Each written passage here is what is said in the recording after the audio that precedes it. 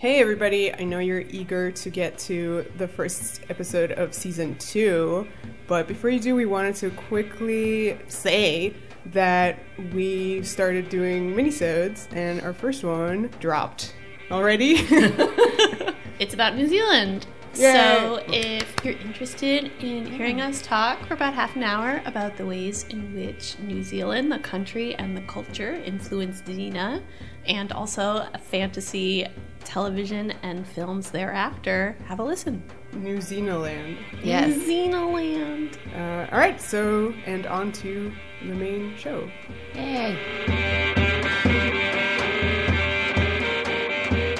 Oh, we're already recording? Yeah. Oh, you want to catch some of our prep? Billions. That's really confusing. Hello and welcome to Xena Warrior Podcast. My name is Vera, and I'm joined, as always, by my wonderful special co-hosts, Katie. Hi. And Livy. Hello. I feel like I'm going to run out of words to call you guys, so maybe you're just going to be my co-host. That's fine. Yeah. Unless people want to come up with new words every week for you two. So there. Certainly some people I know would call me things. What? Bad things. Okay. Guess what, guys? We're on season 2. Cool. Can you believe it? No. I can't. It was weird writing 201 I know. in my notes. It was just It's very also strange. really weird on IMDb, like going to like season 2 Yeah. to look at individual episodes. Weird. It's Crazy. nuts. We're getting there, It's guys. cool to see progress in this very like tangible form. I know. It's like, really exciting. It's wonderful. So we're talking about the first 2 episodes of season 2 today. 201, Orphan of War, and 202, Remember Nothing. Should we start? Let's do it. All right. Orphan of War, written by Steve Sears, directed by Charles Siebert. Talk about it. Well, we start with Gabrielle and Xena walking through a field where there are these centaur tokens that have been left up. Totems, not tokens. Yeah, totems. And the centaurs are back in this one. The centaurs are back. Yeah. Previously, Steve Sears wrote about the centaurs in Hooves and Harlots. Ah. And there are a lot of references back to that episode. Correct. So I guess the first thing to notice is Gabrielle's wearing a new outfit. Yes. This is important. Way more midriff now. Yes. It's crazy because I didn't even register it, but I'm not, watching it anew. Right. So I forgot that really key things happen in this episode. Key things happen in this episode, and I feel like everyone's key takeaway should be that Gabrielle has a new outfit. No other, important thing. Well, I meant specifically about Gabrielle, like she is also in the credits. Yes. Yeah, That that's is so exactly wonderful. A big deal. Exactly. And the No. story behind that Lucy insisted, which I think is just the classiest thing a leading woman could do, is say, I want you to do this for my co-star. Like, if it was coming from Renee herself, that would be a much more awkward situation. But it's like... Renee to Lucy's like, oh, Luce, why am I not in the credits? Anyway, props to both of them. Yeah. Would you say when you think of Gabrielle, this is the outfit? This is like... You mean like... She has many outfits Out of over the all course the of run thing. of the show? Yeah, like this is when you like picture an image of Gabrielle.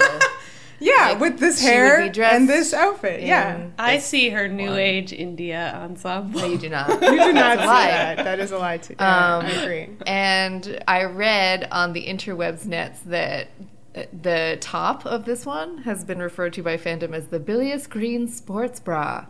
And this is version 1 of it, and you'll notice it changed throughout. I don't have a problem with the I think it gets color of smaller, it. right? It Yeah. gets smaller and smaller. Yeah, gets there's an smaller. actual There's- joke about yeah. that. And then Yeah. they refer to it as the mini bilious sports So bra. now wait, so this is the classic version then? This Not is the mini? the first version. When you think of it? This one has a like cross-stitchy diamond pattern and like tiny sleeves. Yeah. Real tiny. And then the next version of it doesn't have the stitching, but has like some kind of beads, slightly, like little wood ones, I think, and then no sleeves at all. So do you it's think like of more, and that's the sleeves or no smaller one. sleeves for the I classic think I Gabrielle actually look? think of the no sleeves. Me too. Yeah, because they might have that one for longer. But Yeah. I'm not sure. But this is the outfit. Okay. The no Staff- sleeves is in season 3, right? Yeah. Because I feel like that's my visual. Staff, Classic no sleeves, Gabrielle hair season down, side three. braid. There you go. So I'm assuming that the fans referring to it as the bilious green ensemble is them basically casting shade on the color. They're not into it. I guess. I would not call it a bile-esque color if I liked the color. I mean, thinking about it, it's true that green is a departure from Gabrielle's color palette before. Like, before she was always wearing this peasant blue and this reddish brown. Amazon brown. Which stays in her skirt. Her skirt is brown red. And I think it gets redder. So green is somehow a more grown-up color? Perhaps. She blends in with the scenery more. What? She hides in those bushes so much. It matches her reddish hair at this stage. No, it's less it's red getting now. lighter. Yeah. It's getting slightly lighter. It's already at this peaked, point. in its redness. I think it gets really red again in late season two. Really? Yeah, I think there's a lot of like back and forth sliding. Well, that's crazy. Yeah. Blonde, green. But that's anyway, the classic Gabrielle. I would like to establish that I like the green. Yeah. It's a nice color. For the What's record, wrong with it? she looks good in green. Just FYI, green. the rest of this entire discussion is going to be only about Gabrielle's I don't look. have anything else. That's Xena. it. Oh, Xena has a son. Oh, right. Yeah. Wait, we're not there yet. Xena's bangs are very severe. That's right. Xena got a haircut. I think she must have just got them cut. This is a thing. She let Gabs do it. Yeah. Oh my god, probably. Listen. Oh my god, where's that fanfic? She definitely put the bowl on to do it. Like with a ruler, a slide rule. New season, people come back with new looks. That's a thing that happens. Very new specific. hair, Just like, new the styles. first day of school. Yeah, exactly. Anyway, centaurs. Yeah, they're talking about Xena's former Lieutenant Dagnan, Yep. who is menacing the local centaurs. Is that what's going on? The plot? We did have a little bit of an issue kind of keeping track of the plot. Kind of go back a few times to figure out what's up, but Dagnan is the bad guy. yeah. It's a bit... She's protecting the centaurs in this one. Yeah. And that's weird because previously, she has like this weird rift with the centaurs. I was going to say, it's a bit like in medias res. It just kind of drops you into this plot. Gabrielle's already been briefed. She seems to know who Dagnan is. They're just getting on with things in this episode, which I sort of like. I prefer that to what we will see in the next episode. They go out of their way to explain things to you to the point where it's really over-explained. But she drops the line that she came to an agreement with the centaurs in her past. Mm-hmm. And it's like a little bit of a heavy line. We don't really know what that means. Neither does Gabrielle. We also know from Hooves and Harlots that the centaurs were the only army that defeated her during her past. So this feels connected. Mm-hmm. Not only has she been defeated by the centaurs, but she has reached agreements with them. Yeah. They clearly are her equals on the battlefield. So goons attack, and there's this really cool shot where it's like a spear POV, and it's coming at Xena, and she splits it with her sword and kills two goons like next to her, left and right. Two birds with one stone. One spear, yeah. I also liked how the guy comes at her with the mace, and she grabs it out of his hands and then just like goes straight for the nuts. There's a line there. She did a lot of you want it, you got it. Yeah. She also nut punches a horse later, but he's a centaur. Remember? Okay. So the centaurs come and kind of like help out and get rid of the goons run away. And she meets up with Calliope, a centaur dude from her past. He's got a cool eye patch. That's how you know he's seen some shit. Which he only saw some shit with one eye, though. Yeah. And he said, Xena, destroyer of nations, you promised you'd never return. And then Xena answers with, that Xena never will. Now, this is the first time we've heard that name, Destroyer of Nations. Mm-hmm. He only calls her that. That's just like what, she is to him. It's not first warrior name Xena, princess. Yeah. Last name Destroyer of Nations. I like that better First than warrior princess. Yeah, definitely. yeah. First of her name, for sure. That's intense. Yeah. As a thing to be. Yeah. Would you say? Yeah. Absolutely.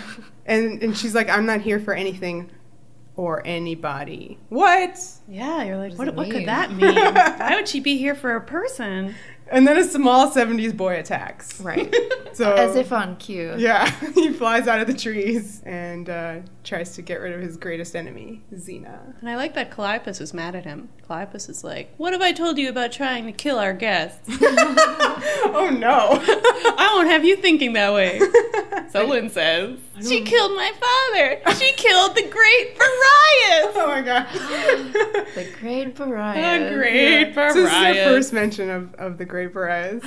Who is great. He is great. I'm staring at him on our problematic jar right now. He's wonderful. If you didn't know that this character was going to appear later, how would you imagine him based on his description in this episode? Certainly not how he was. Kind of like the most upstanding, great dude. Although, you know, they do talk about he was the warlord. He did kill people. They reference all that. But he just does seem like the best dude. Yeah. Real nice guy.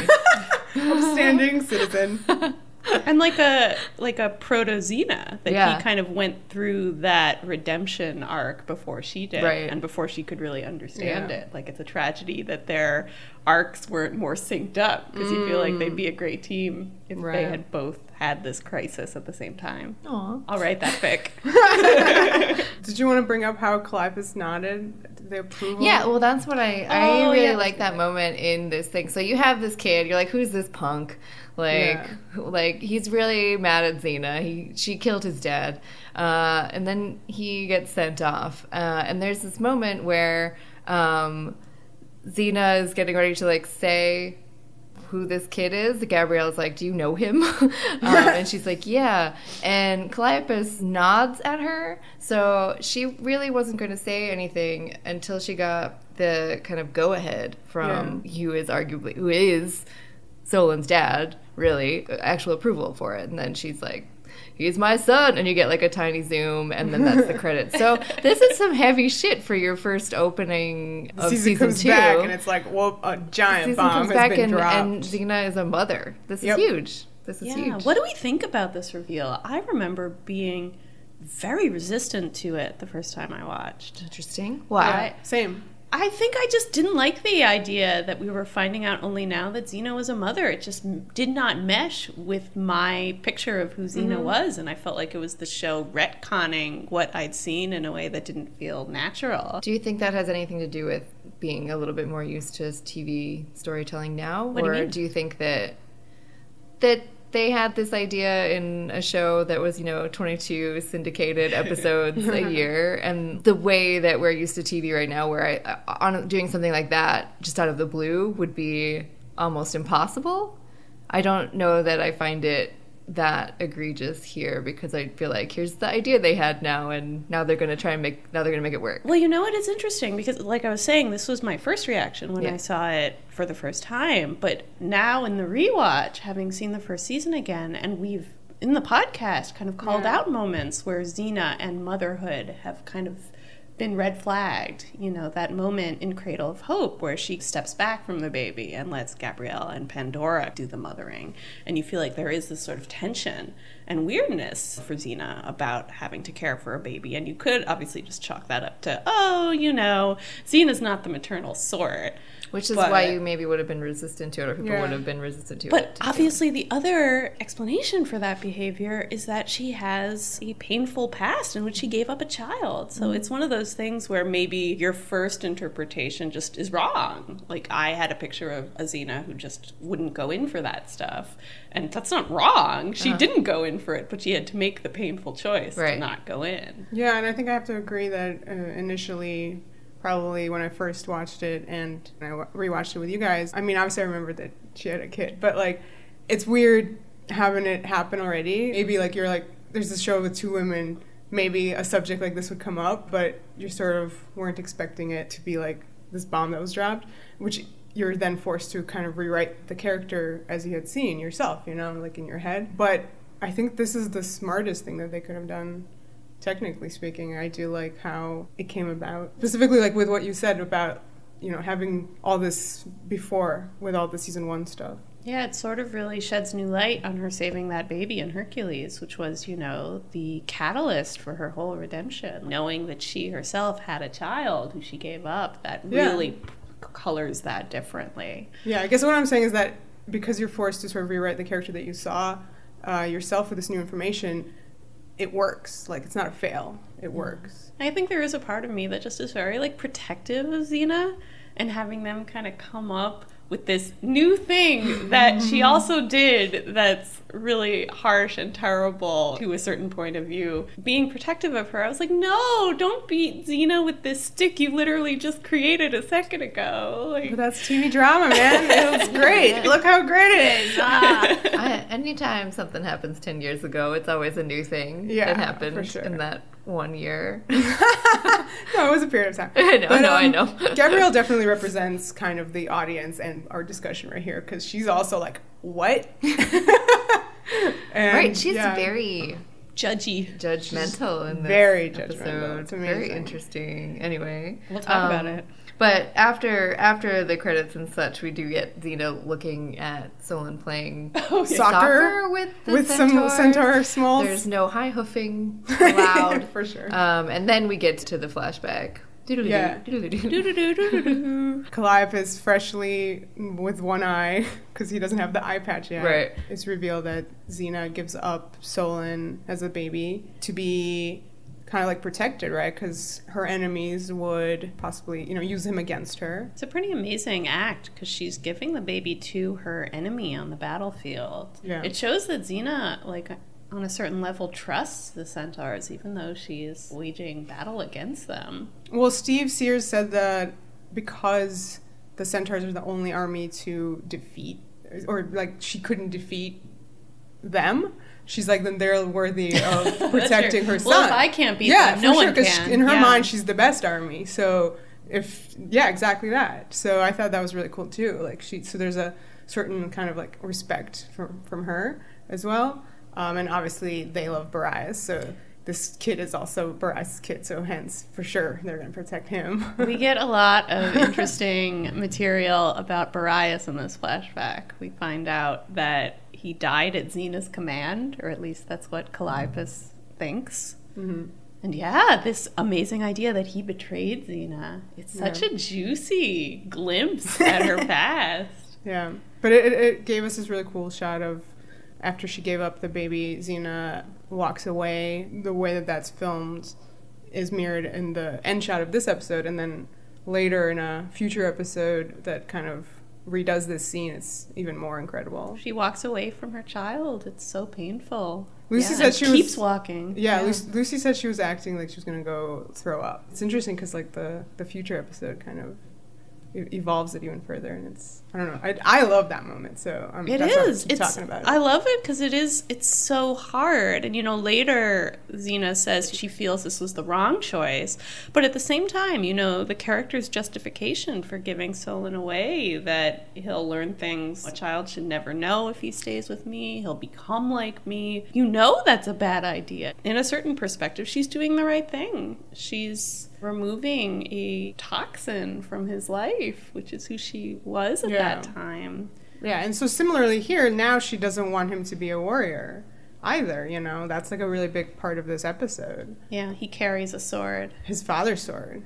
The Great Borias' sword.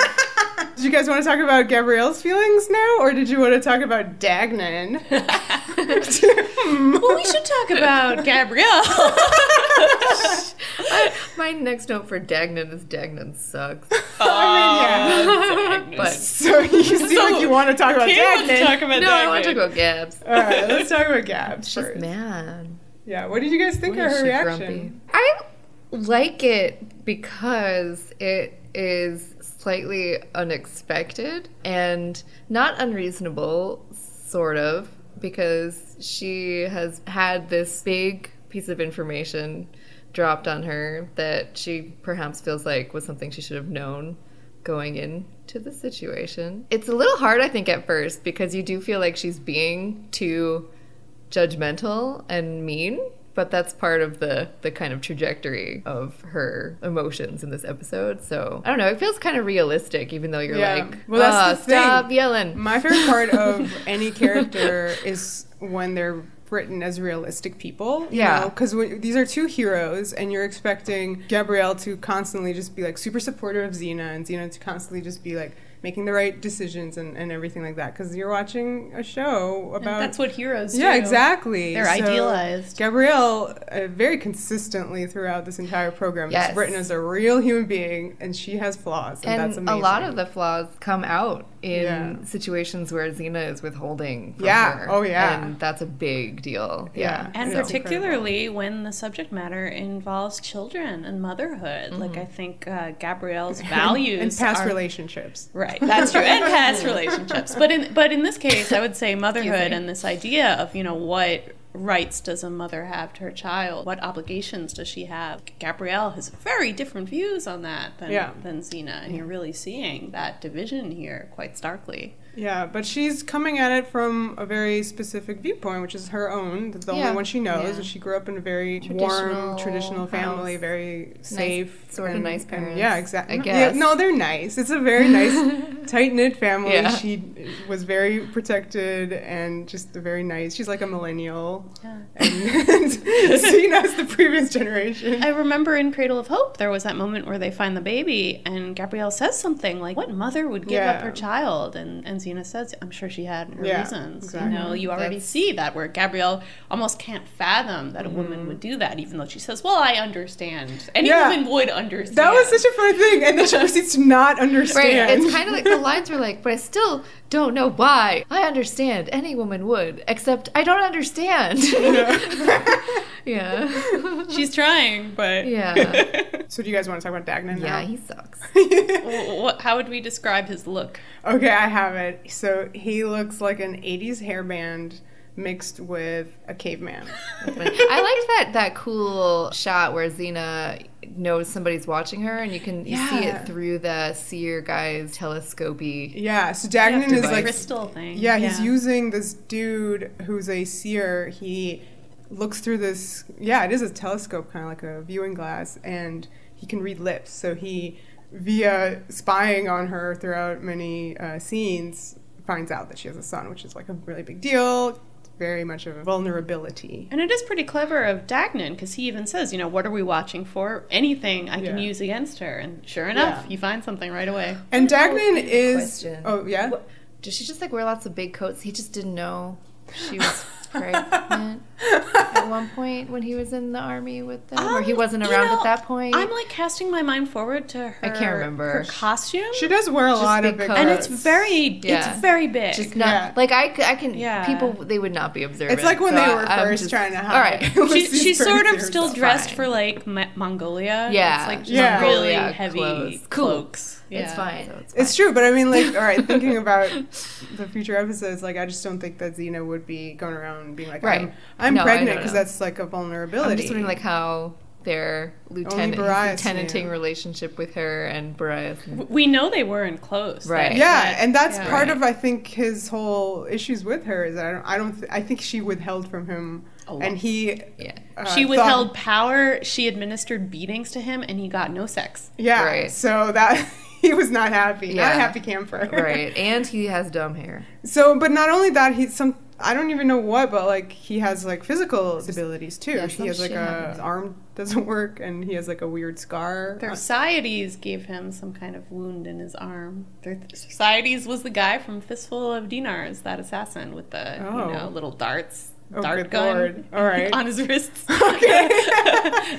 Wow, all right. So that guy. He put it, okay. So he really messed him up, huh? One other note about Dagnan is that he's played by the same actor as Cricus, who you're about to see in Remember Nothing. Yeah. Is he really? Yeah. That's why he was so familiar. And I feel like that's why they've given him so many, like, prosthetics. Like, back-to-back episodes. So that, you don't notice. Crazy hair, caveman hair, and like a weird and it eye. actually works, because without that little Deathly Hallows on his chin, I would have no idea that's the same guy. Yeah. I was like, he is familiar. So, yeah. All right, cool. So, Dagnan wants the Ixian stone. Oh, jeez. All right, so what is the Ixian stone? Anybody? It's got all the wicked centaur power locked up in it. So Ixian was like a real dude who created the centaurs. Yeah, and based in mythology really poorly.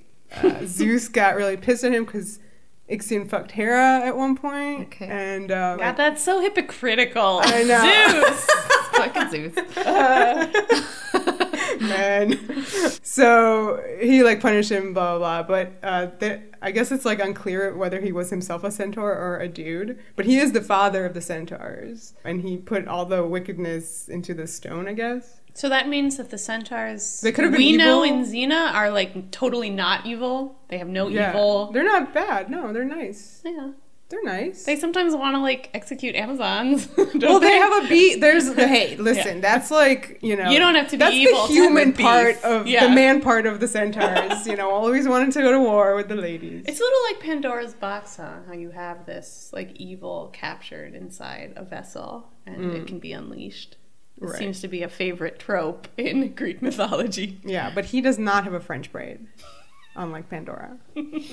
So Xena and Calliope have a nice scene where Xena picks up one of Solan's toys, this little toy Nice little wooden horse. Oh, I really love that detail. they should have had him play with little This man. episode has nice little Little details horse. like that. I think Yeah. there are a few. The next one, too. But yeah, that was so sweet. Yeah, that felt very real to me. And I actually really like the relationship between Calliope and Xena. The fact that comes out in this scene is that Calliope is actually way more threatened by Reform Xena than by Warlord Xena. Reform Xena has a right to her child in a way that Warlord Xena did not. Like, Yeah. she's a threat to him now. Right. So that's like a very realistic thing, which Steve Sears was going off of a real story. Whenever there's like a reformed, mother who gave up her child to somebody to raise, whether it's like a legal adoption or not, they inevitably want to be back in that child's life. So it is always a threat to the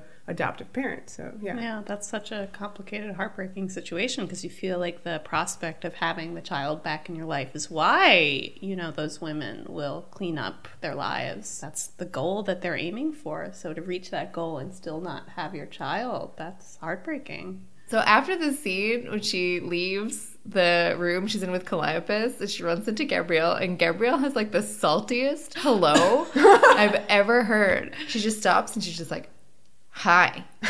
she's pissed at her. The through line, but it's so salty.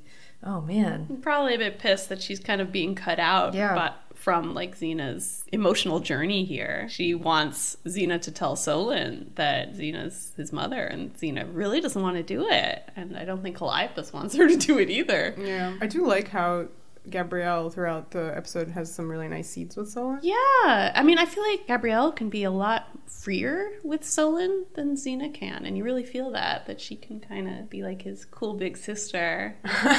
She like teaches him about his the mom. staff. Sisters that kiss. But that sort of like more equal relationship. Like Xena just has so much baggage here that she can't exactly be herself around Solan. Like I really love that moment where Gabrielle offers to teach him the staff. Because she's trying to teach him how to fight defensively like herself. So he's like, you can hurt a guy without spilling blood? What? Yeah. And it was... And there's like the weird threat over that first scene with them, even though it is a very nice scene, because she had just come off of talking to Xena about maybe she was going to overstep and tell him that Xena was his mother, because every she single just time was really passionately feeling that he deserved to know. So that I felt like was kind of hanging in the air over that. Solan got captured, though. Yes. And Xena has to rescue him. Yes. I mean, Gabs did some good fighting. Yeah, well, this is immediately kind of noticeable in, obviously, season 2, because it just started. But, like, she's a lot more ready to fight here, like way less hesitant than even the later episodes of season 1. Even her offer to teach Solan the staff, that is someone who feels like she's an expert. She feels she's an expert. She feels she's an expert. But she has confidence. Like, she doesn't freeze up in battle anymore. Like, she knows where her place is, and her place is fighting alongside Xena. Oh, she also said she got her staff from the Amazons, but she straight up broke that one. This is like her 20th staff. Maybe she keeps like they like Amazons have like a catalog and she keeps sending away. Oh man. So we kind of skipped over just the bombshell that Borias loved to sing. Oh yeah. Well, that's the nice scene when Xena and Solan kind of their first alone together scene. It's so awkward, but so sweet. Because Xena really wants to be his friend, and he's such a sweetie, you know, that he immediately kind of forgets that he is her greatest enemy. Yeah. And he just, asks her a lot of questions about Borias, because he's super curious. And I spent like the first time I saw this episode, the whole time I was like, he must know on some level. I guess I thought this kid was a lot smarter than he appeared. Because so many of his questions, it's so obvious. You knew my dad. Oh yes, I knew him so well. But he doesn't actually know. At first I thought maybe his questions were sort of like leading questions. I suspect you might be this person, but can you tell me about my dad? But no. But anyway, I love the mental image. He is 9. But he thinks both his parents are dead, so how could he, that's all he knows. Yeah. And like all little boys with a dead mom, he like reveres her. She's like the most innocent, pure, sweetest, loveliest woman to ever walk the earth. Why would Xena want to compete with that? That's so hard. That's interesting that Clive has told him that story. It's nice. It's true. He could have been like, your mother was the worst. But your dad was the best, Instead, she had a smile like a breeze on a warm summer day. Oh, right. Yeah, and she could sing like Orpheus. Right. She does have a smile like a breeze. It's like the shot from the credits. Yeah, for sure. Although it's halfway to being the description of cerulean blue, but anyway. Warm summer day. Her cerulean blue. And Borias, we learn, used to sing together. Oh my God. Which is, I feel we have been massively deprived of some kind of flashback where they sing. For sure there wasn't anything where they at least hum. I don't know. Anything. I don't remember. I don't remember either. I need it though in my life. I imagine it's like, like Peter, Paul, and Mary or something. Like very like 70s, like long hair. They both have guitars. Now we know that the scene where they have sex on a horse was cut short. Maybe the cut out part was the singing. That's a spoiler, yo. Sorry, guys, but in the future, Borias and Xena are gonna have sex on a horse. You guys are gonna be like, I gotta binge all these episodes to see that. And then they're talking about issues about what it kind of means to be a warrior, where Solan is ready to kind of just jump into battle, and she tells him to not confuse nobility with revenge. Yes. Right? Which I think is an important point. And often many characters on the show do confuse that. And of course Borias wasn't like that. Says Xena. Who is this man? Yeah. Oh, he was the greatest man to ever live. He never did a petty, shitty thing in his life. And he had an amazing facial hair and just regular hair. Just all of it was amazing. He never, pushed Xena off a horse after having sex with her. Spoilers! Okay. So Solan's captured. Yes, Solan's captured and Xena has to rescue him. It's cute. He is in a cage. He lifts the cage up. He grabs his father's sword. He wants, it's shoved in the earth. And it's out of his reach. And it reminded me of, the ending of Indiana Jones and the Last Crusade, where Indy is supposed to be rescued, but he's reaching and reaching for the stupid cup. Grail. Well, he gets the sword. His Nazi girlfriend reaches for the cup too, and she dies. Oh no! She can't get it. Solan doesn't have a girlfriend though, so sorry. So he grabs the sword, and then Xena has a fight scene. Blah blah blah. They fall. They end up falling through this cavern. And it turns out that that's the Ixian caverns, right? That Dagnan's been looking for. Yeah, Dagnan's we know the stone's in here somewhere because the caverns are right there. I'm gonna get that stone. Good lord, is this the dumbest plan? The stone. Oh man. All right. Solan's arm is broken, and there's another really nice scene between Xena and Solan as she. Yeah, and you get to see her kind of for the first time behaving in an intimate, physical, motherly way with him. She helps his broken arm, but then when she takes the pinch off him and it's gonna hurt again, she kind of just holds him, and it's very sweet. But I also really like she uses the sword as a splint, right? And he's you can use a sword as a splint, not just to he's kill really people. Mad at first. He does not want her to use his sword for anything but fighting. But it's a big lesson for him to learn. And I love kind of the complexity of the fact that she puts him in pain. She removes that pinch, knowing that it's going to be this painful moment. And that's such a Xena thing to have this sweet, tender moment of maternal love that also involves her hurting her small child. Yeah. There's another Great Borias description here. She goes, his bravery wasn't in being a warrior. It came from knowing what was in his heart. He recognized what was right, and he stood up for it. That may be true. Yeah. Against you, says Solan. Right. Yeah, and she has to like reluctantly agree. It was really good, yeah. I love that all of these conversations are just so difficult. Like, it always kind of turns around on Xena, and she's confronted with something. The fact that, like, her role in all of this was to be the antagonist. Like, it's so easy to say nice things about Borias now, but at the time, he was a pain in the butt. But she always takes the daggers. Like, whenever somebody, I've noticed in these episodes, refers to some shitty thing she did, you know, she always has to agree. You have to eat a lot of shit when you're on the path of redemption. Yeah. Okay, so my next note is Gabs jumps on a centaur. Yeah.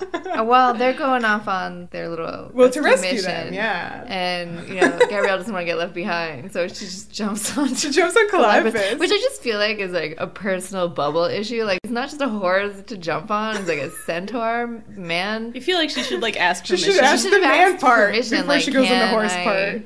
Come with you this way. But on your body. Like, it just seemed rude, that's all. Can I straddle your back? Like, right? What if he doesn't want that? Rude. Yeah. Like, that, but it's okay. He didn't seem to mind, so.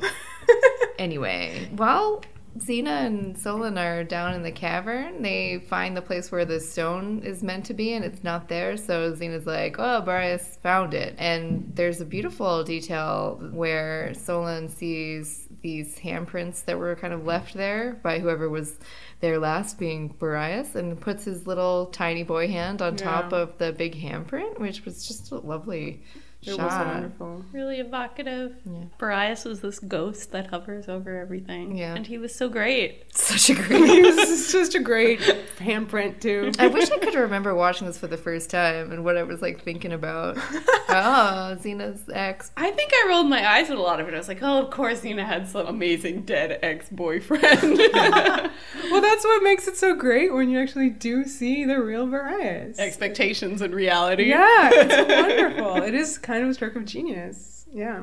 Xena blows through some hollow reeds to signal to her friends where they are. Right. Meanwhile, Dagnan and the goons come, and via their skirmish, Borias' sword falls, right? And then the stone was in the sword the whole time. Okay, I have questions about this. Yeah. Why did Borias put the Ixion stone in his sword? I don't know. Well, I guess he's He like, looks like hiding place. To protect it? yeah, or so like to keep it in certainly- case he wanted to use it maybe one time. So maybe it's actually a hint that Borias was not as great as he's chalked up to be. But he didn't use it, so he is. And then somebody has a great idea of giving this sword to a small boy. Well, nobody but Borias knew that it was in there, so of course. But in a way, this is a great lesson learned about why you don't give swords to boys, because they might have demon stones embedded in the hilt. Sorry, I was just thinking about what's upcoming, which is Dagnan taking the Ixion stone and thus using it. so Bringing us to the climax. His line when yeah. he gets it is, I have the Ixion stone! Yeah, so he gets it, and what are his plans, Katie? Oh god, this is my favorite line in the whole episode. He is going to kill Xena. He's going to kill Hercules. He's going to take Athens. Well, is there another thing? No, that's it. Oh, those are the three things. And he's just after that, he goes, I have so much to do. I have to make a list. It's very Whedon-y, right? Yeah, that was Pre-Whedon. clear Whedon-esque. Pre-Whedon-esque. Yeah, we've been mocking this character as being ridiculous, but here's a liked moment that. where, like, the writing seems to, imply that they know he's ridiculous, which is such a Whedon thing to kind of undercut his own villains. Yeah. I like Dagnan. I'll say it. I'm very amused by him. I do think that I find his tone off-putting for an episode where Xena's dealing with finding her son again. So it's feel a like, little jarring. You compared him, I think, Katie, to Asher from No, Spartacus. Excuse me, I'm taking credit for that. Okay. Vera compared him to Asher as, this character who's always lurking, never quite gets the stuff he wants, and kind of is poisoned by his own ambition and rejection. And I feel like that is this asshole Joker. But like in a really kind of minor, Silly stupider way. way. Yeah. Like, you know, Asher is more like a But little he's finger. ridiculous. These he's not these are scary. intense heavies. He's that guy who's always the bridesmaid, never I the guess bride. so. But Yeah. Dagnan, unlike an Asher or a Littlefinger, is not smart. no. Like, Yeah. this guy is not he wants smart. to turn into a giant centaur. He Yeah. thinks that's gonna help him So, in some way. All right, now here, I have questions. Okay. What are your questions? So they boil the extinct stone into like a soup, I guess. and he drinks it, and he grows a horse end. Right. Like, And because- big torso, like, he's like the craziest wicked centaur. The plan is kind of laid out throughout the episode that you will become a wicked centaur, but I feel like it's not quite that explicit. I thought he was just gonna be feel like evil, it sounds like the big- wickedness is in Yeah. the stone, and you'll become a crazy, wicked, like, I believe at one powerful point they do being, say you powerful. will be a wicked centaur. yeah, they're like. So I just feel like, we couldn't comprehend so there's that that's two, what it there's was two going to be. things here. There's two things. One is better than the other. First is like, what does Dagnan think that he's going to do with this thing? Like, once he becomes a wicked centaur, he really thinks that just by being a larger centaur, he's going to take over the world. Number two, Xena wanted this? I'm imagining Xena as that. It's a giant centaur. Did she know that that's what would happen if you drank the Ixian stone juice? Wow. I don't I know. certainly hope not. I just feel like people didn't quite understand that you just become a centaur. I think they see that you'd be powerful, and that's what they see. You don't read the fine print. You also would have a horse behind I mean, that's you. how it always is with a powerful object. You don't Yeah. read the fine print. You're like, Yeah. power? Okay. Sure. Surely no horrible consequences will come from this. I'm gonna be a horse. But I am just suddenly picturing, I almost wish it was the opposite horse transformation. Like, big horse head and like human legs. Oh my god, I want that so much. But instead, he looks like a big giant orc. Weta I did wanted this, to add, right? that Weta created the prosthetic for Dagnan as evil centaur. His head and stuff, it's good. It looks good, It's definitely pre-Lord of the Ringsy. Definitely a Buffy quality, like definitely. Yeah, oh, for sure, Like, it's Buffy definitely a good villain. effect. The only funny part is like when you see him from a little far away, and he kind of looks like a tiny centaur. Why is he so small in the wide shot? They can't figure that out in the effects. Okay, chillax. Like, it's so weird. He looks like you could just step on him. Like that other demon from Buffy who was, actual size. I wanted him to not be able to function as like a horse. Like he would fall can't over figure a out how lot to because he can't Four figure out how to legs. do that. It's so Yeah. weird. Well, anyway, That was there's cut a nice. for time, guys. Cut for time. Before all that, there is the nice resolution to Gabrielle's issues throughout the episode, right? Where she kind of apologizes to Xena for For being a bee. yeah, and she's like, I deserved it, which is true, and it's good, and I like that the arc of that ends with her being like, yeah, I'm sorry, and I'm not necessarily on the page that you're on, but like I am your friend, and I didn't behave like I should have, and I reacted bad, and I deserved it. It was good. It was really good. Yeah. Back to Dagnan. He reveals that he killed Borias. Shocking. It is shocking. Yeah, I mean, my takeaway, like the inadvertent takeaway of this episode, is that Xena was a really bad commander. Her men got up to so much shit she Yeah. did not know about. It's Like, true. she was terrible at controlling those guys. So Dagnan is mutinous and kills Borias. Meanwhile, Borias is striking a deal with centaurs. That's behind Xena's back, too. Like, she knows nothing about what's going on in her own army. Well, it's really complicated at that point, as we will see later in future episodes. But anyway, I'm glad that Xena / the centaurs get revenge on Dagnan. He gets torpedoed.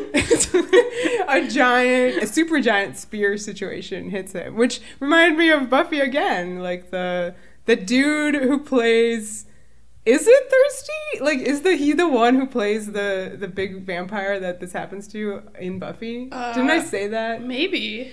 Whatever. That guy. Yeah. face. Super impaled. Yeah, he gets like giant steak, so it's like the same thing. But there's a cute moment where Xena is fighting the goons and Dagnan Centaur, and she like from the corner of her eye sees Gabrielle. I love this. Gabrielle's fighting really well. Again, her skills are super good, and this is the scene where Renee O'Connor does that backflip. Oh yeah, and it's definitely her. Yeah, she did a thing that Michael Hurst I feel like does all the time on Hercules. So she's like, I can do that too. I'm a small blonde. I can do that too. Flips over as a dude, which is super cool. But she's kind of in a pickle. Gabrielle is literally about to be killed, and for a fraction of a second, Xena sees it and just pauses fighting the giant centaur, whips the chakram, and kills the dude. And I just love that she had her eye on that situation, too. And you called her a bad commander. Great. She's observant when it doesn't involve dudes. Well, they kill Dagnan, as mentioned, and we have our last kind of beat with Solan. Yeah. I really liked the last one with Gabrielle too. Oh. Gabrielle and Solan, where she's talking about Xena with him, and she has a nice line where she says Xena always does the right thing even if it hurts her, and she like does her whisper thing, where she's like, I forget that sometimes, and that's really good. I like that part. That's nice.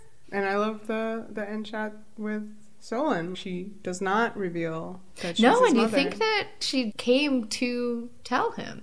It seemed that way in the beginning, that she had it in her mind that she was going to do it, and then over the course of their conversation. Well, Solan just is so obstinately not getting it. Like, every time Xena hints at it, he kind of brings it back around to, oh yeah, because you and my dad fought. Like, that's what you regret, right? Being, like, a bad person. And she's like, yeah, okay. Yeah, and he changes his mind about being a warrior and throws the sword into the lake. I was horrified by that, because that belonged to the Great Borias. That's, like, the only thing he has left of his dad. That's true. And sometimes you have, like, those symbolic moments that you get it. The meaning in the episode is, the through line of Solan and Xena and Calliope was this whole thing of how he was becoming a warrior, or wanted to be a warrior, so you sort of understand it symbolically and what he's learned over the course of the 42 minutes, but at the same time it's like, that's your dad's! I guess, it's like if he like hung it on his wall or like made it into a nice piece of furniture, it probably would come back later. At some point he'd end up using it. He knows what he's doing. He's removing temptation. That's interesting, because Steve Sears said that, that moment where he throws the sword into the lake was supposed to mirror the end of Dreamworker, with Xena's speech about the rock in the lake. Oh, so, wow. Yeah, and so to Steve, he was like, well, if he wanted to become a warrior, he knows that sword is there at the bottom of that lake.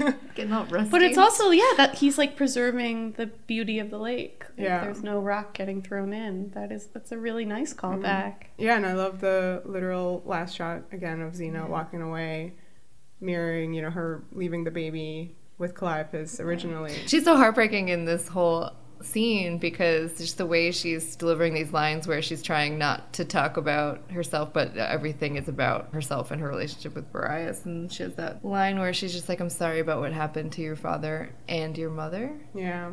Ugh. And she's right. Like, she's being honest there. She is sorry about what happened to his mother.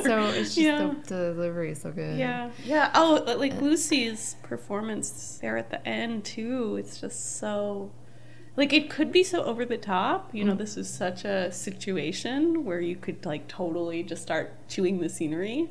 But I love that she keeps it really contained. She walks away and the camera gets closer to her, and also they slow down the footage. Right, they do. Yeah, but it's just, I don't know, to me it works. It works. Yeah, and it's definitely a little bit it's melodramatic, little cheesy. I don't mind it it works. All. But like, you have both eyes wet with tears and a snot. That is acting. That shit wins Oscars. We have talked about this before with melodrama, and that yes, it does. You need an actress like Lucy Lawless who's going to ground it, and that's why it works, because you're seeing like her face do this stuff, and that using those techniques can be a little corny, but it doesn't feel that way when you're in the. I don't have a problem it's with it at well all. written. It's Lucy well had acted. a problem with it. But you know what? Lucy is too harsh a critic. She is. She is. And Rob, Man, too. them in their commentaries, they are so hard on stuff, and it's like I just want to be like, "Yo, stop! It's so good. You're all so good." Anyway, Well, Yeah. I say that freeze framing sad face at the end. 400 blows did it. So Oh, why not Xena? Why I not? bet that was the director's Ha. influence, and he was like, "I'm sticking with this, guys." So I'm glad it's there. I like it a lot. cool. Is there anything else you guys want to say about this episode? Big stuff leading to more big stuff. Yeah, these two Seeds are kind of planted. a 1-2 punch. I really love that this episode is sort of finding a new area of Xena's past to explore. Like, season 1 was very much kind of about Xena's family and Amphipolis and what happened there, what made Xena a warlord. I like that this first episode of season 2 is shifting the focus to the 10 years. Yeah. Yes. What was Xena's life like as a warrior? And I think that's really fertile ground for the show. We see how they've kind of messed Absolutely. things up with how Xena became a warlord. Yeah. That's all like court-teased now. We don't want to like linger in that past Yeah. too much, even though the next episode is going to be about that again. I think Orphan of War is really opening up like a lot of new avenues for storytelling, and that's really exciting. Awesome.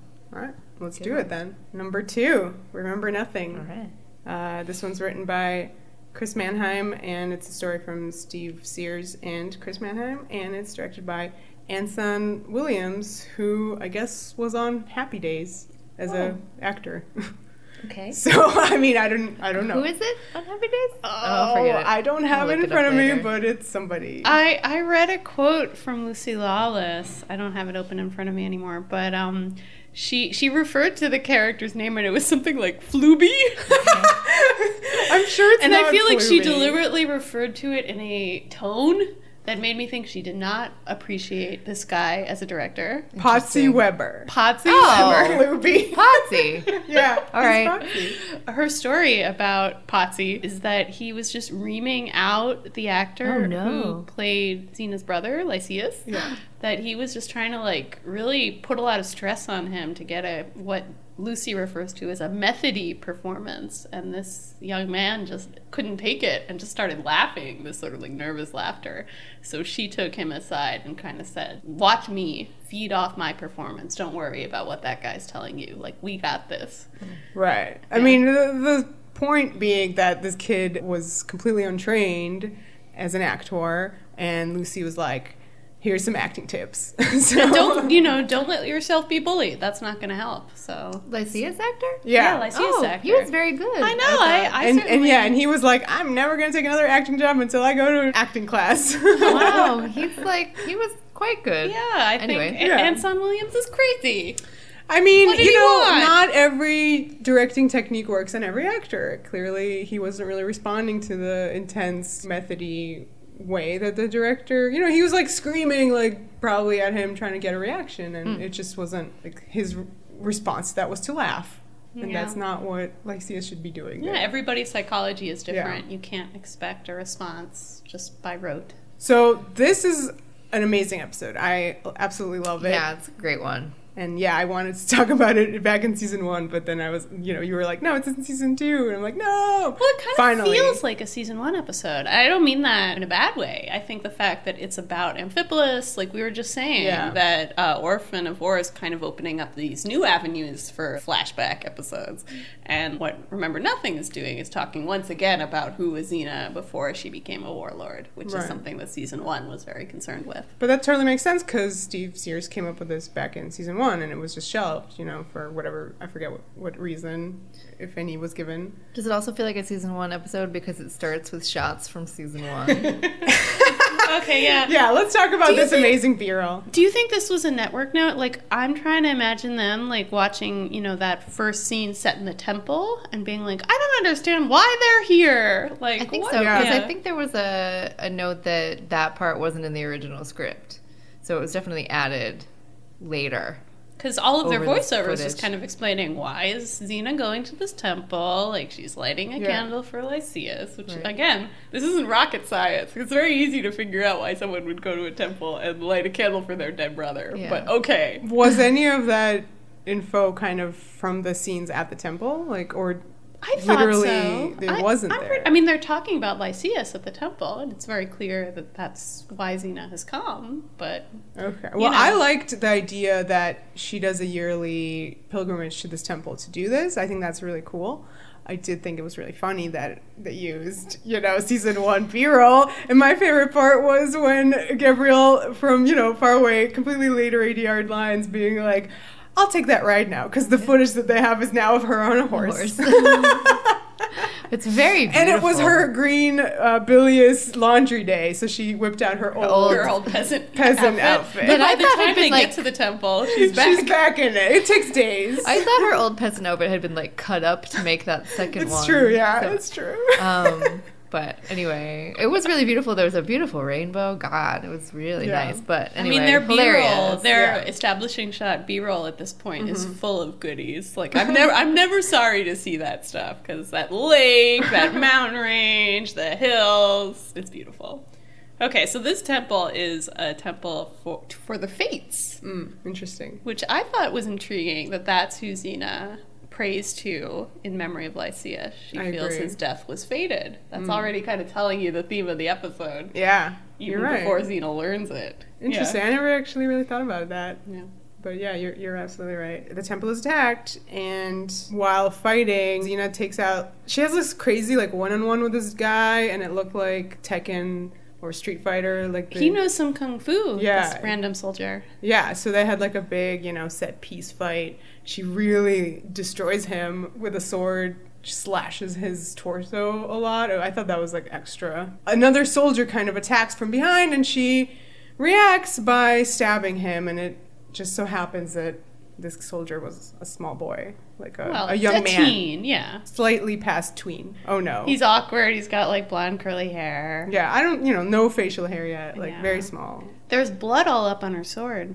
Yeah, that's a new thing, right? I feel like it's very infrequent that we see actual blood on a sword. But in this episode, where the act of killing is kind of what it's all about, this should be ugly and terrifying for Xena. And it is, that sword. She's got blood on her hands. He's just a boy. And so the Fates want to reward Xena for saving their temple. She's like, I don't want a reward. I want that boy's life back. I think her line was, by the gods, I wish I'd never followed the sword in the first place. And the Fates are like, you got it, girl!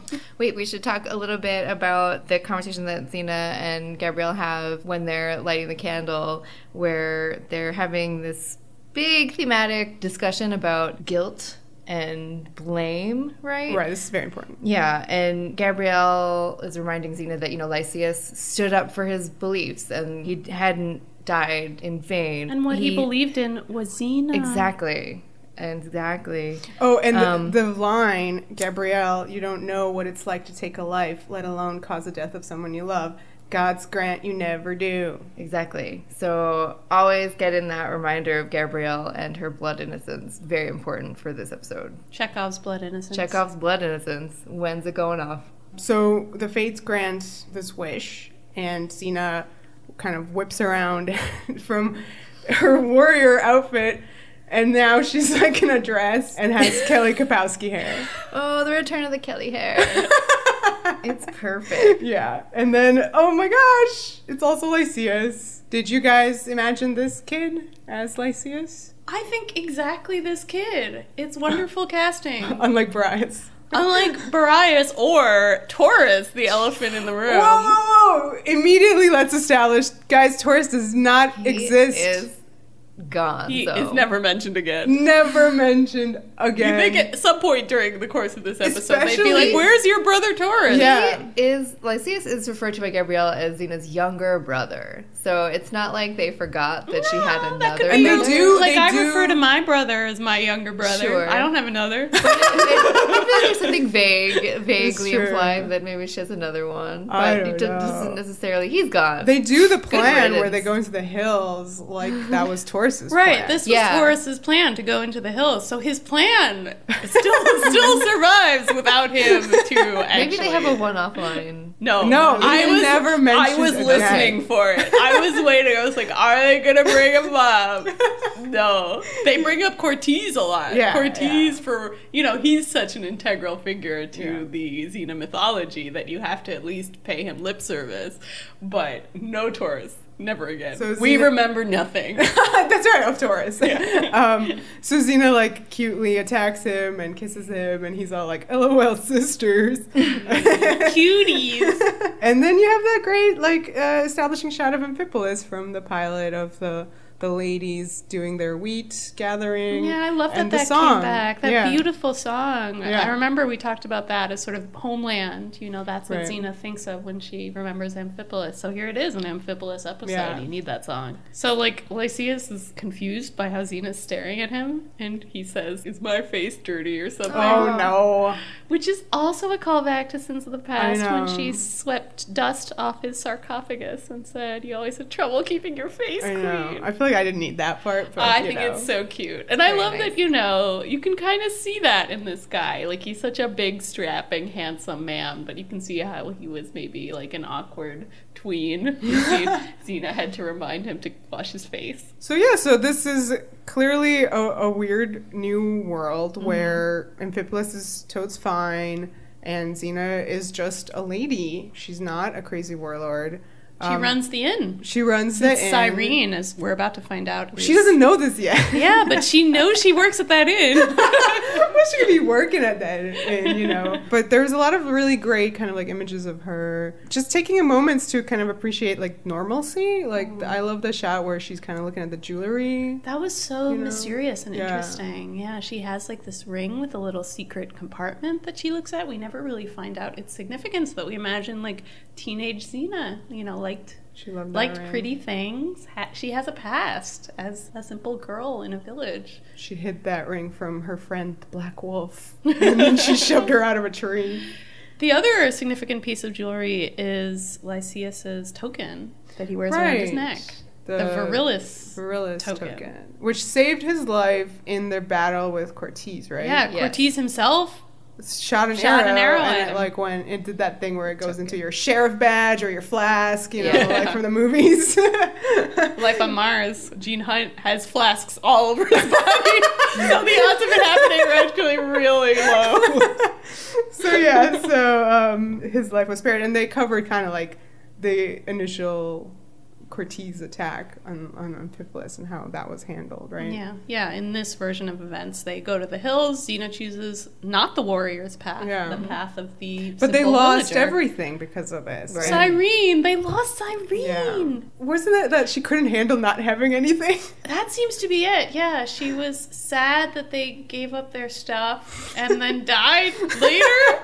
But then what is this stuff that they still have? I don't know. Like they still have their think inn. she should have died in the battle somehow. Yeah. That would have been the much less confusing Right. version of events. So like the obvious thing here is that in order to have Lyceus, like the balance was that Xena does not have Cyrene. She goes to visit the sarcophagus there, and I think that seems amazing too. It's right out of Sins of the Past, right? The same. Yeah, it's the set. same. Yeah. It's the same Yeah. thing. I think this is way more heartbreaking. This scene with her and Cyrene. She says that maybe this version of events is better in that in this life she never shamed Cyrene. Yeah, I And think that delivery just- Lucy's voice just breaks over it. She can't. It's like bear a it. soliloquy because it's like a long speech, one shot. The camera goes slowly in on her. Good choice, Anson Williams. Yeah, Patsy choice. or whatever. Potsy. Patsy.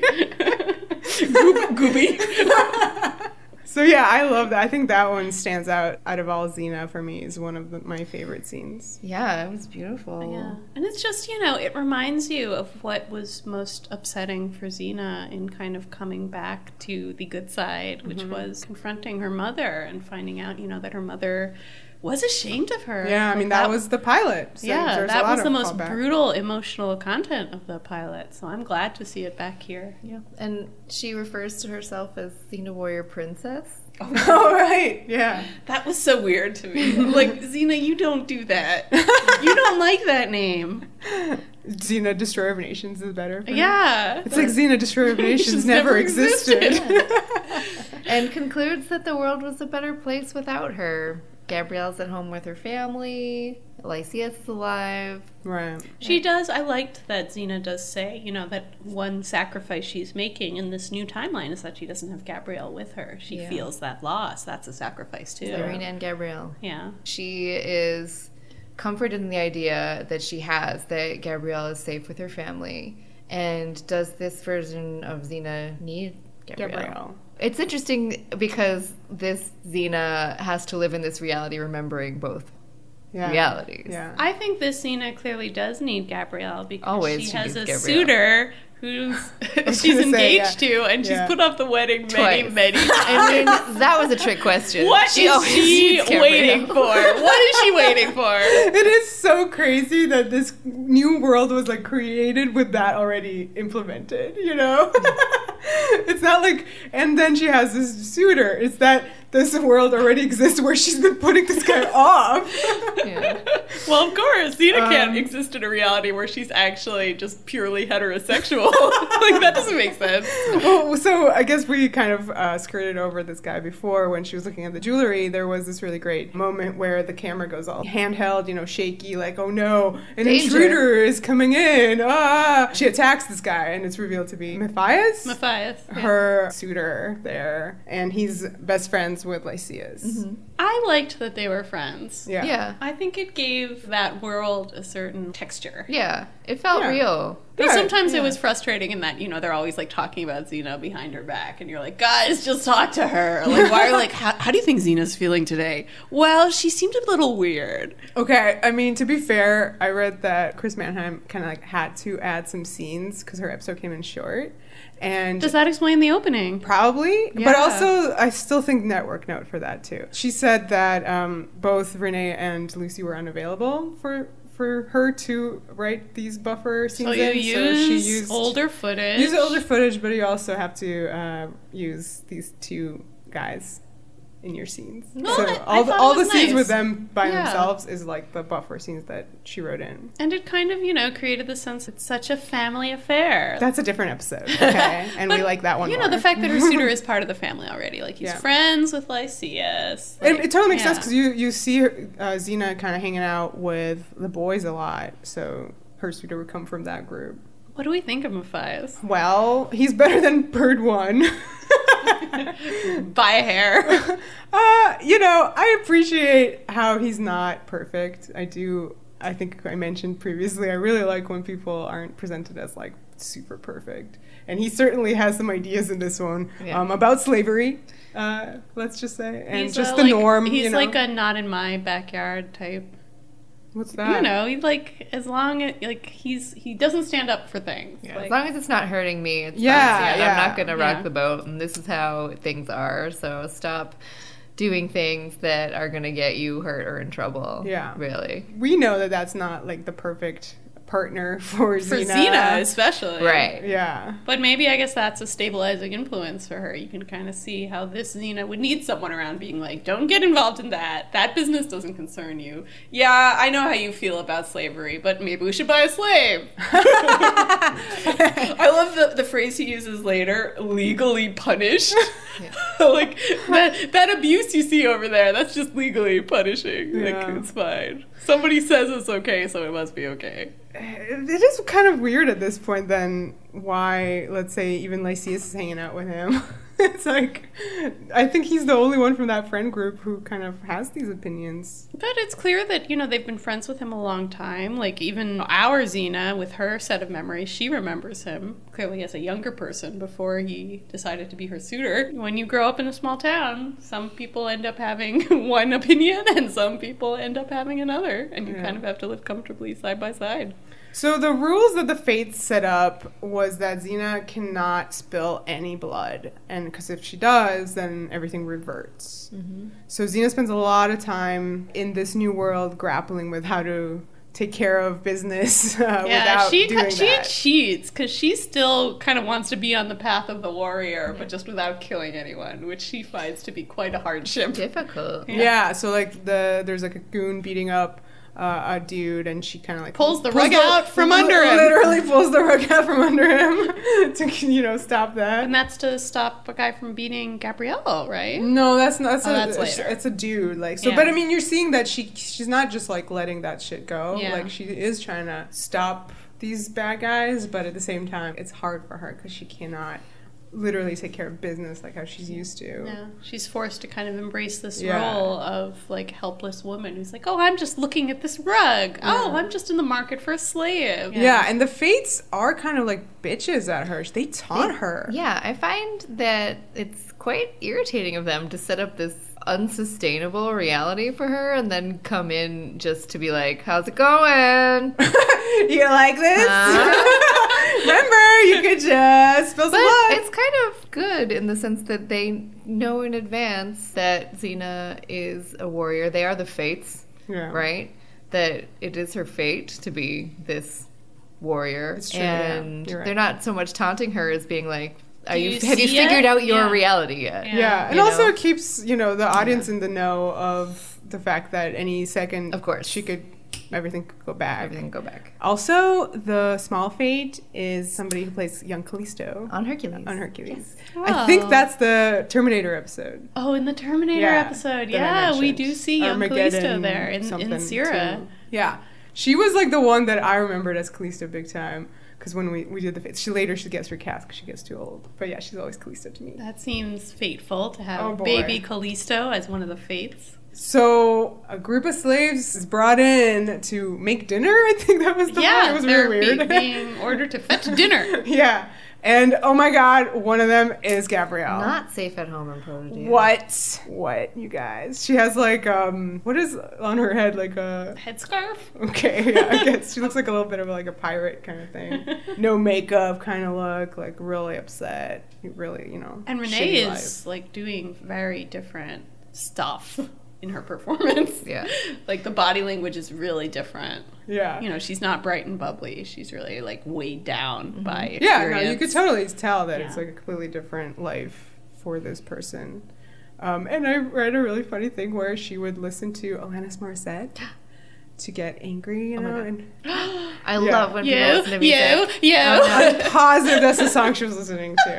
My favorite it's for sure thing Jagged Little is Pill, but that's specifically what the song. Actors' music they listen to prepare. It's Yeah. like the best detail. Oh, I love it. Oh, that's awesome. She works for kind of this Suicide Squad of Right. like a villain team up. Yeah, That's what's happening in this episode. This is like a hall of fame of your faves from season 1. Right. And none of them have been put in check by Xena Warrior Princess, who no longer exists. Including Draco, who we assume sacked Protodia and sold Gabrielle into slavery. Right. There was no one. I didn't think of that. Well, that's why she's when a slave. we first meet her, Holy that's what's shit. happening, and there's no Xena to my bust God. in. So she's a slave girl. So now. we have Mezentius from Path Not Taken and Cricus from Hooves and Harlots. Yeah, but we never meet the other guy that they keep talking about.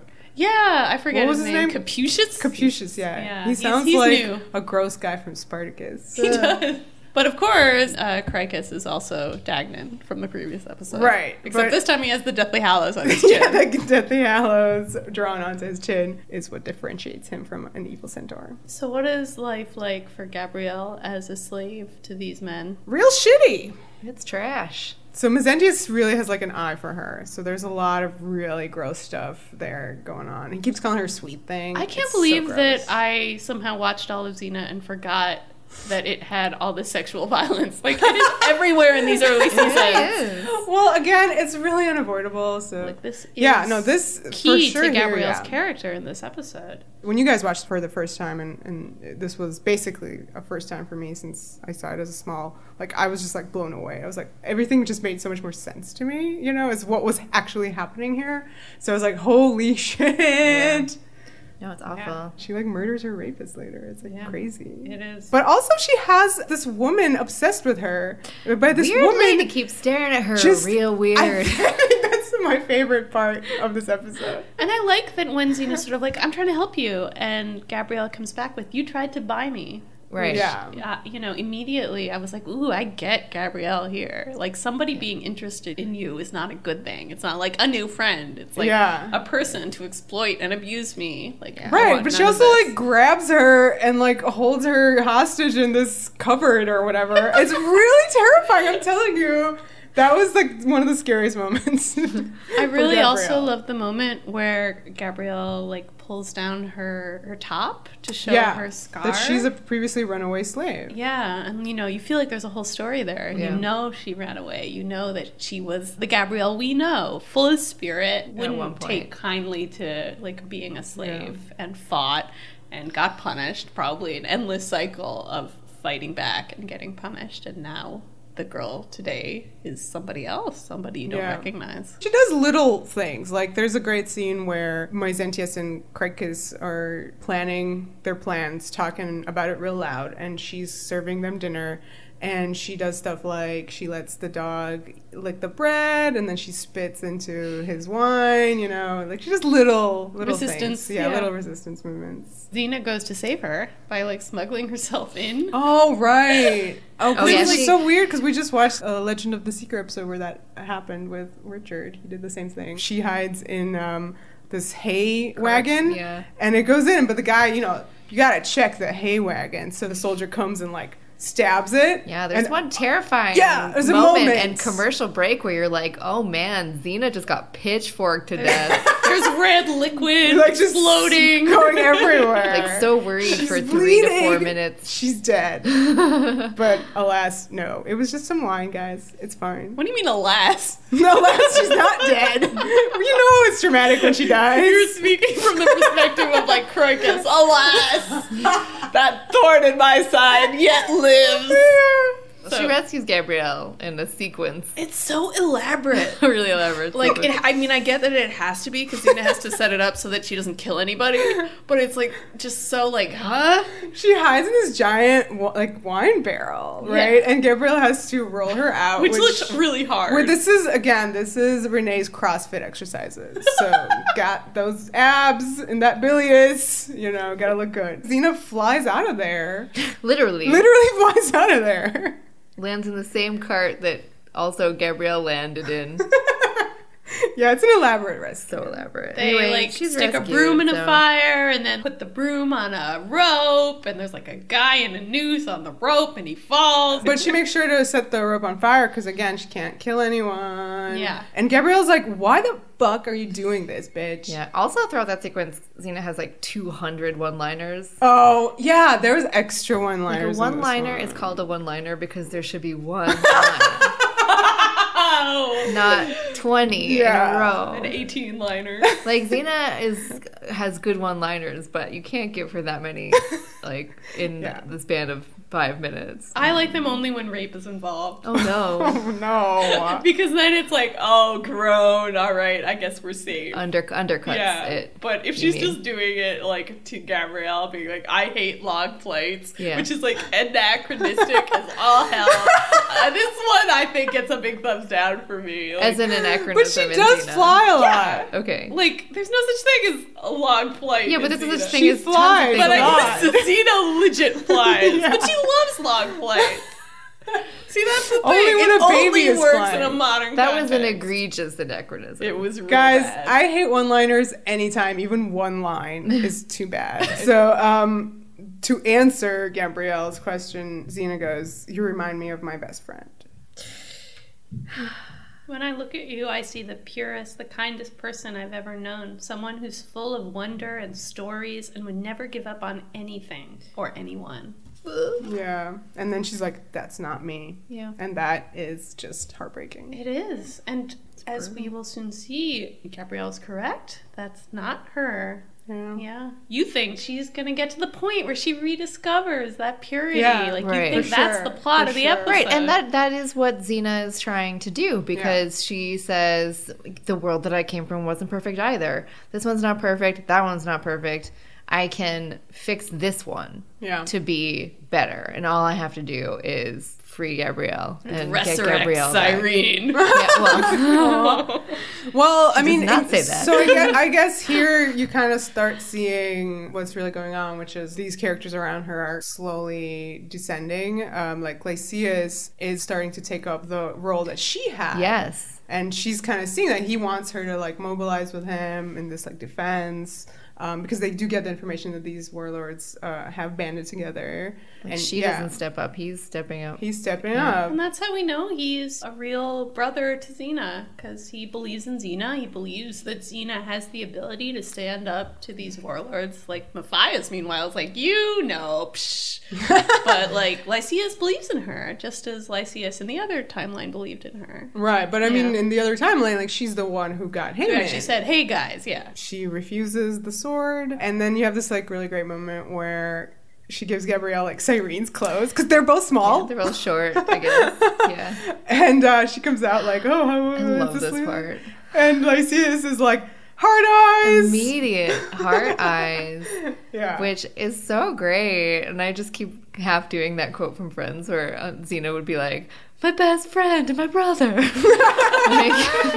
And it's very interesting, of course, because Gabrielle and Lyceus and Xena's head are quite parallel, I feel. Yeah, these innocents who also are her comrades in arms. Mm-hmm. Yeah.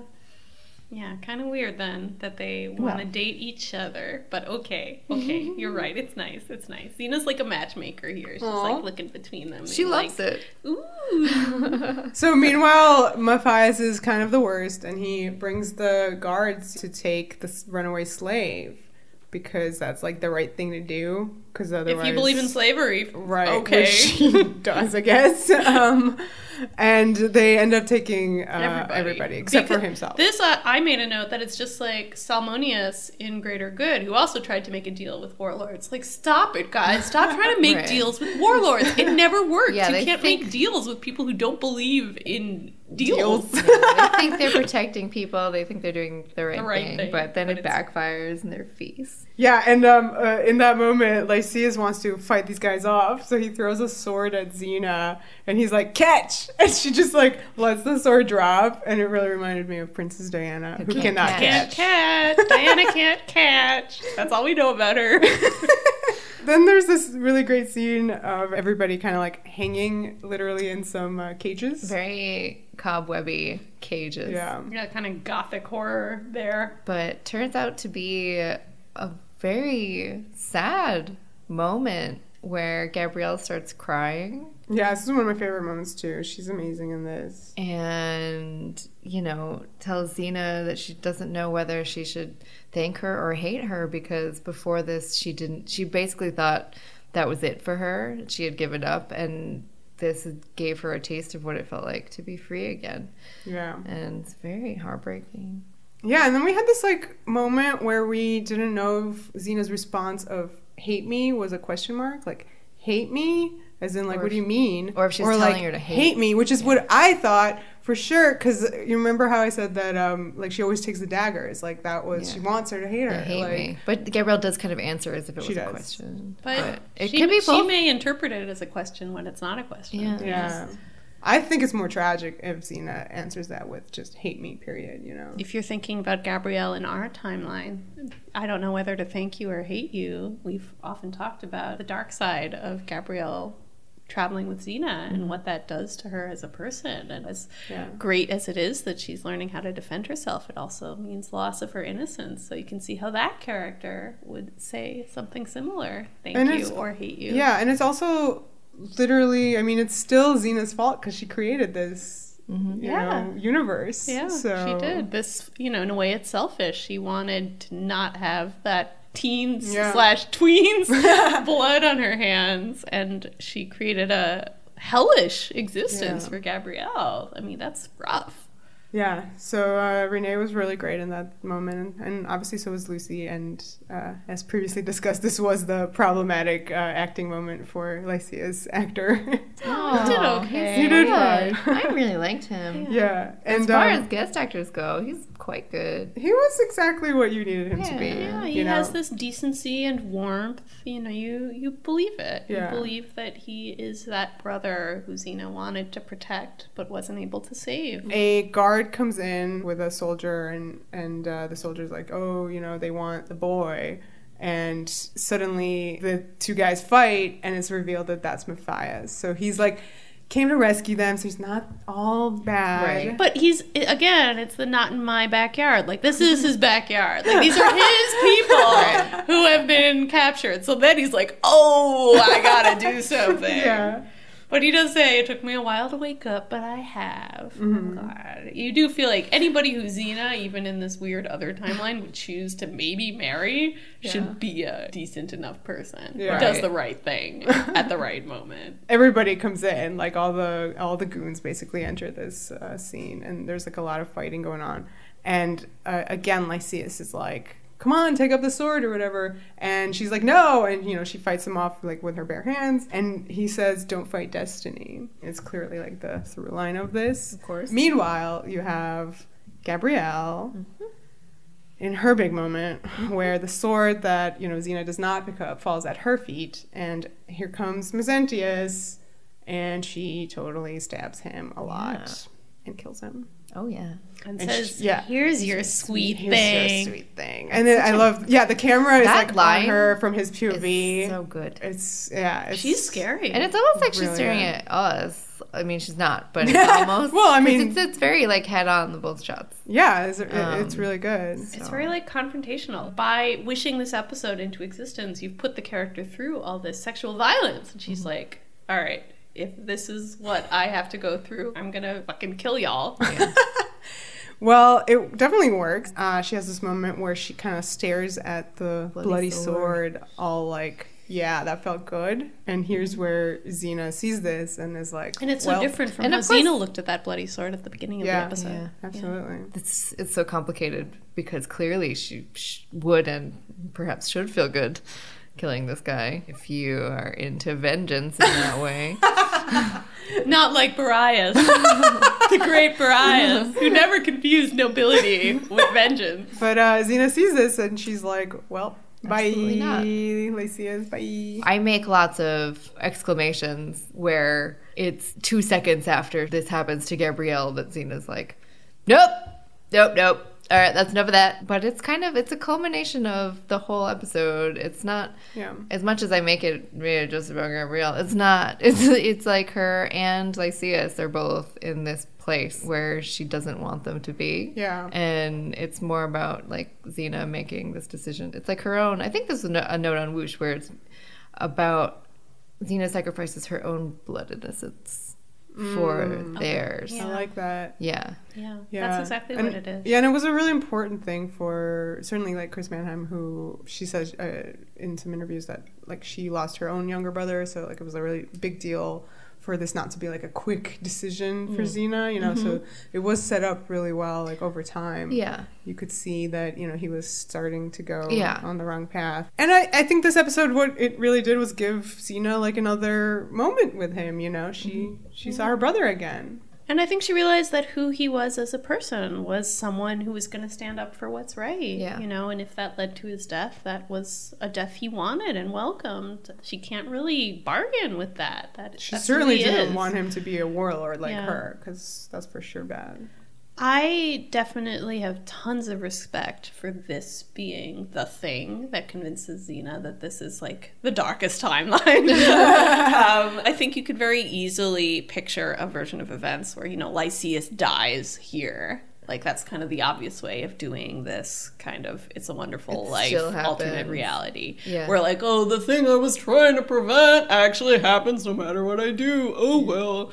But I love that that's not what it is. That's the obvious choice. They reject it. They take this much more complicated and I think much more narratively weighted thing, which is Gabrielle's blood innocence, Right. which, you know, Steve Sears has ensured Yes, is exactly. hanging over the show Yeah. as the thing that Xena Yes. values most of all. They know what's really important and what's important to the audience too. And they sort of did that with Callisto in her episode on Hercules, where she tries to prevent, you know, she has the same kind of choice, and she ultimately like causes her own sort of destruction there. Yeah. I mean, that's the much more classical, like, Oedipus. You know, if you get a prophecy and you work against it, it's going to happen regardless of what you do, because fate is fate. I like that that isn't actually what this episode is saying. That's not the message. The message is, well, you could actually change fate, but what it's going to mean is that someone's innocence is going to get corrupted. It might not be yours. It might not be your brother's, but it's going to be someone's. And can you live with that? Yeah, it was just so well done. Yeah. Yeah, so she kills the dude with the sword, and immediately everything reverts, and she's back to that moment where that tween is coming at her, but here she like sidesteps and trips him, I guess. Yeah, she trips Which him is instead. nice. It's nice that the fates give her this. Like, Yeah. things don't go back to the way they were. She gets this one more 5 choice. seconds before, yeah. She gets just... Which Yeah. is not to be the murderer of a small tween. Which right, she That's saves part him of too. her original wish. Yeah. But, yeah. And he has that same Verolis token that Lyceus had. So that finally connects the two in a way that you haven't quite had explicitly, which is Xena being responsible for the death of a young man. Like, that first young man whose death she was responsible for was Lyceus. So that's why this whole episode has happened, is because she saw Lyceus in this boy. It's a really good episode. Yeah, it was a good... and I always kind of like episodes like this. I think 80% of all shows have done an episode like this. And they did... I feel like this alternate timeline situation really well. Well, I mean, obviously, to us, the biggest one that we think of is the Wish from Buffy. Sure. I wish Buffy Summers had never come to Sunnydale. Yeah, that is the trope. The trope is be careful what you wish for. I love, though, that in The Wish you have Cordelia making that statement. But here, Xena is her own harshest critic. So Xena herself wishes herself out of existence. Yeah. She doesn't need a mean girl to do it for her. Oh. I think that both episodes are really good and do the trope really well. And not to talk about Buffy so much, but I mean, Cordelia wished that, and then she herself was killed in the new reality. You know, Yeah. it was like Buffy's, that was, I mean, that This was a truly real is the hellscape. darkest time. Like, Yeah. that was a nightmare. I liked they're both great. I liked how this kind of slowly revealed itself to be an like insidious situation. absolutely. It seemed really shiny and great at first. Yeah, it's it cool. was, you kind of were like, yeah, sure, she could stay here. I mean, maybe if she tones down on the hairspray, like, she could live here, totally. It's great. And then by the end, you're like, shit, no. You gotta get out of here, girl.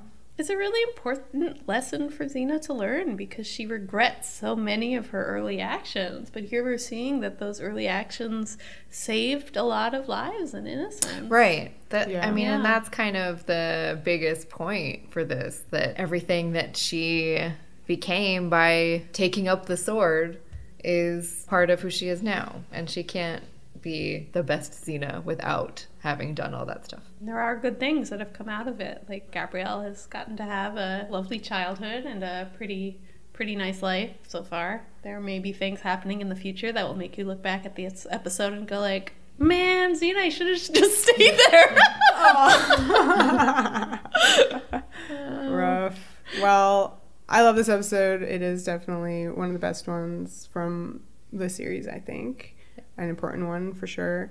You guys like it? Loved Oh it. yeah, really great episode. 2 good ones. Good start. Yeah, season 2 coming out. All cylinders firing. Next week, I don't know. Guess that's it for these two. So you guys can do the thing where you follow us and do all the good stuff. Oh, yeah, like on Twitter at Xena Warrior Pod, on iTunes, you can subscribe, and always we would love if you leave a review. Those are really helpful and great. We're also doing fun stuff on Facebook and Tumblr at Xena Warrior Podcast. Go to those places, enjoy all the gifs and posts. Yay. Yeah. The power. The passion. The podcast.